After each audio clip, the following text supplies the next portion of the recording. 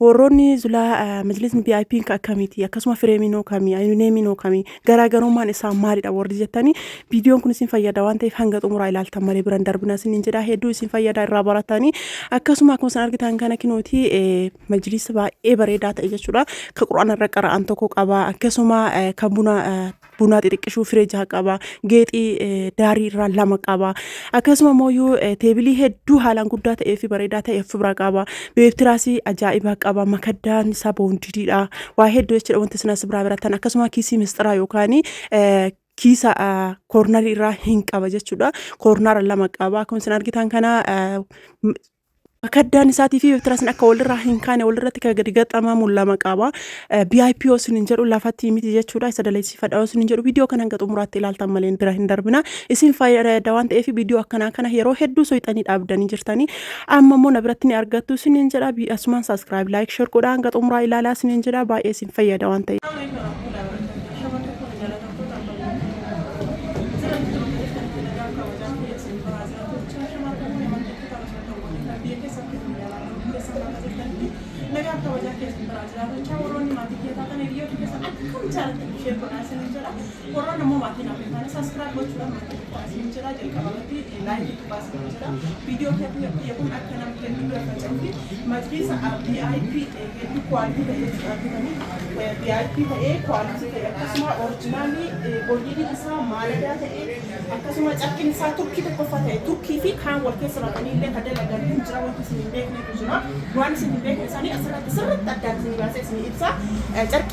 Turkii originaalii jechaan kinoo isa kana jechuudha. Carqii kaawwan keessa makanii dalaganillee hin jira. VIP makana ta'ee carqii turkii fi carqii kaawwan keessa makanillee hin dalaganii. Inni kun garuu iyyuu waan akkasiisan hin qabu. Kinooti kun irraa barbaadan akka irraa ulfaalle jechuudha. Inni kun akka irraa ulfaalle. Inni kun garuu iyyuu turkii originaalidha. Homa takka dabalatee hin jiru. Homa keessa makamee hin jiru. Turkii kwaalitiidha isiniin jedha. Kinooti akka irraa gadi buuna kana itti gadi deeffama kunillee akka wal qabu jecha asitanii akkasitti isin jedha akkasuma makaddaan isaallee kinooti makaddaa kwalitii ta'e jechuudha boondiidiin isaa kwalitii ta'e boondiidiin isaa maaladaadha isin jedhee jira maaladaa jechuun oriijinaalii jechaadha majlisni kamuu ta'e boondiidiin kamuu ta'e kanaan hin addaraddaramu isin jedha baay'ee kwalitii kan ta'e akkuma isin argitan kanatti VIP jechuudha maashaallah kan ta'e akkasuma waraqaa isaallee akkana irra isin shaffannee akka yeroo dheeraa awwaara osoo isin jala isin duru akkana irra isin shaffannee isin jira akkuma kana akkasuma mee asumaan mukni isaa muka akkamii akka ta'e wajjin halaallu isin jedha mukni isaa muka kwalitii muka oriijinaalii ta'uu isaa wajjumaan halaallu isin jedha dura duubni isaallee hedduu kwalitii ofii ta'e eeggate akkasuma mukni isaallee muka oriijinaalii ta'e isin jedha VIP kuni muka oriijinaalidha homa takka inni deefinsa faqamallee hin shaffitanii akkuma isin argitan kana hedduu bareedee haala kanaan isin qophaa'ee jira jechuudha namoonni barbaadanii ajajachuu ni dandeessan isin jedha majlisa kwalitii oriijinaalii kana waannaan isaa boondiidii fi carqii gubbaarra jechuudha carqii gubbaarra kanaa fi boondiidii gara keessaas jechuudha akkuma isin argitan kana koornarii lama qaba asirrattillee wanni kun jechuudha kursi xixiqqishuu bunaatanii jechuudha isa kana firee jaha qaba akkuma isin argitan kana ka daarii irratti geexii daarii irra galu kanallee lama qaba akkasuma kan quraanaa tokko qaba argitanii ka quraana irra qara'an jechuudha ka quraana irra qara'an kanallee tokko biraa qaba akkasuma ammallee deebi'ee teebilii hedduu bareedaa ta'e jechuudha teebilii baay'ee bareedduu taate jechuudha akkana geexii faayamtee kanallee ka masaawotii qabu of biraa qaba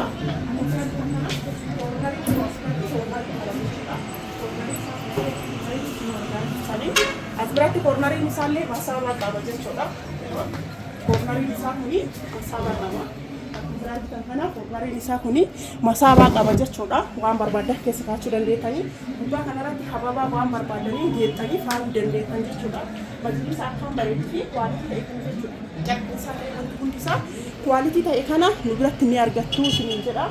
Namoonni barbaadan keessa nu dubbisuu hin irraanfatinaa majlisa kwalitii fi oriijinaalii kana barbaadan taananii gara keenya tooftaa isiniin jedha akkasuma geexii aanaa kanallee jechuudha waan irra qaratanii haaluma salphaadhaan kima keessa gubbaa kaa'attanii ramadaan illee dhiyaatee jira irra kaa'uu dandeettanii akkasuma baay'ee bareeddi kophaatti dalagsisnaallee hin deemtanii hin xaafanii nuti haala kanaan isin qophaa'ee jira waan ta'eef majlisni kun lafarraa ol qabsiisaa abbaa afurtamaa fi akkasumas kana kwaalitiin isaa darajaa akka eeggatee baay'ee kwaalitii akka ta'ee fi maashaallah akka ta'e jechuudha. Miidhagni inni irraa dalagamee illee miidhagni tokkoffaadhaani akkasuma carqiin isaallee turkii orjinaaliidha isin jedhee jira. Maqaan isaa VIPdha.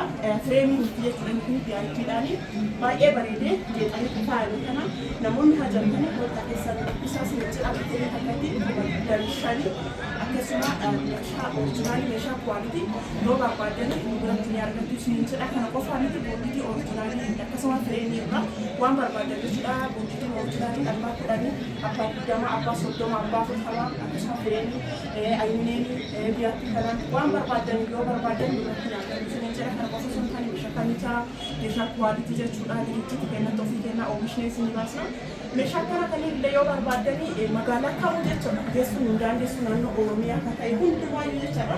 Isiniif geessinaa naannoo Oromiyaa kan keessaa gorraa waan ta'eef meeshaa isin keessaa jechuudha. Meeshaa isin keessaa yoo barbaadan isin keessaa akka gaariitti isin keessina waan ta'eef dubbisuun irraa tokko isiniif jenna. Meeshaa orjinaal kan nu biratti ni argattu. Homaa wanti barbaadanii nu biraa dhabduunillee hin jiru isin jedha. Meeshaa kwaalitii kana yoo barbaadan bilaa maashoo jala dhuftanii lakkoofsa achirraa fudhattanii garan gamanumaan nu dubbisu qofa isinirraa eegama isin jedha.